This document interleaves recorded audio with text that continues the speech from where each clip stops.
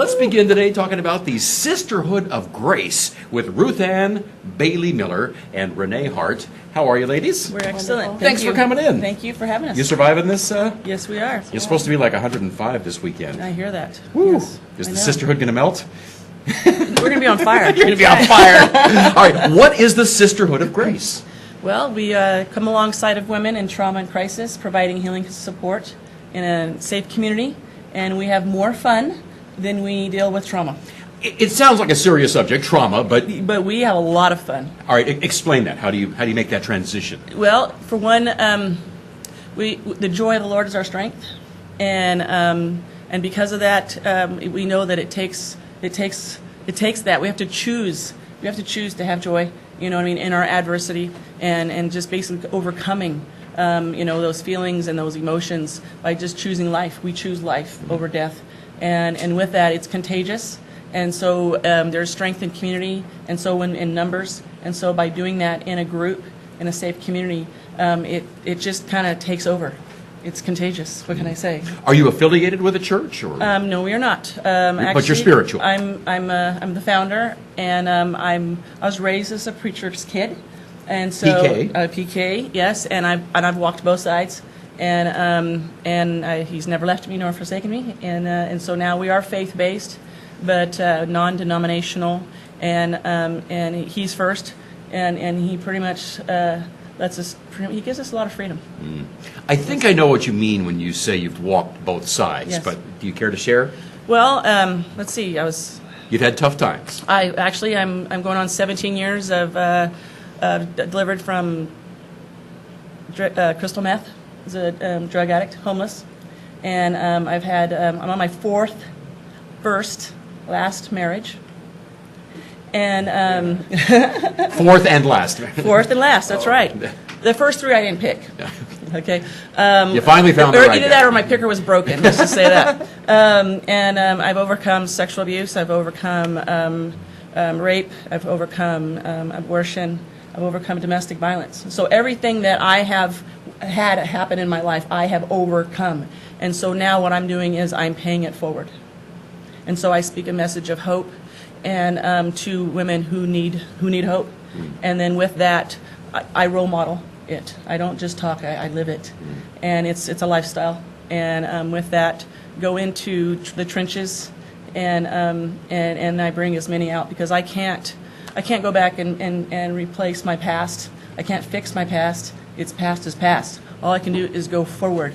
And so what I can do is I can take as many with me, and that's the plan. So raising an army of sisterhood, and I would say there's at least 20,000 of them out there right now that have heard me and are getting they're coming after me as fast as they can, getting their funk off, and rising up in the destiny and the call that they have on their lives. Getting your funk off. Getting your funk off. That's right. All right. Renee, do you have a similar history? Yes. She's not a preacher's kid. Only share if you care to. Yes. Oh, absolutely. I'm an open book. I met Ruth Ann 5 years ago when I was going through a divorce. I was married for 33 years, and Oh man, that had to be tough after 33 years. it was devastating, and it would have devastated me if I hadn't had the faith that I have, and then we call it a cosmic collision with Ruth Ann, a mentor of mine who was a counselor. I was having lunch with her one day, and she said, well, you need to talk to Ruth Ann. I go, okay. And she goes, here she is right now. So she walked right up to the table we were at, and she was coming out of her divorce, and I was going into mine, and just, the blood was cut off the back of my head. I didn't know how to fill out the papers. And so we came alongside each other, and that was in 2009, and she helped me through my divorce. I kept praying for my husband. We were divorced for 2.5 years, and now we're remarried and reconciled. So, there's Anything's hope. possible. Yes, everything's possible with God. Anything's possible. Yes, absolutely. Yeah. And it's just, I was in a nightmare, and God said, well, if you wake up and your dream has become a nightmare, wake up again and get a new one. And so I did. And I started serving alongside her out at our local jail. On Tuesdays, we'd go speak a message of hope and teach classes, and the only women that come to us are the ones that are done, but they don't know how to get out of it. What do you mean they're done? They're done with that lifestyle of drugs. They're ready to change? Whatever they're in, Yes. and they just don't know how to proceed. And They need a hand up. we consider ourselves the dot connectors. We just show them, you know, to dream big, and what is your next step. We'll help them walk through it, court or going to school or getting their kids back, or you know, whatever needs to happen. And usually only the ones that are done with their lifestyle come to us. So it's not, we don't have to worry about being taken advantage of, because if they aren't done, they are going to come to us. Yeah. So you work with women in prison, but street Community. women too also? Yes, The whole- yes. Well, I didn't meet her in jail. Yeah. Yeah. But we all how have do you, our how own do you stuff. find each other? I know how you met, but how do you find other women? They just Word of show mouth. up. Really? They've heard about you? Proof's in the pudding. Yes. Like I said, we got about 20,000 seeds out there, and you know, word of mouth obviously is sometimes better than radio. Yeah. And so because something has happened and been done in their life, you know what I mean, they are, you know what I mean, then they just they come alongside, and that's what we do. We come alongside, and then it's 2 by 2 or 3 by 3. And they come. And meanwhile, we network and we collaborate with the community.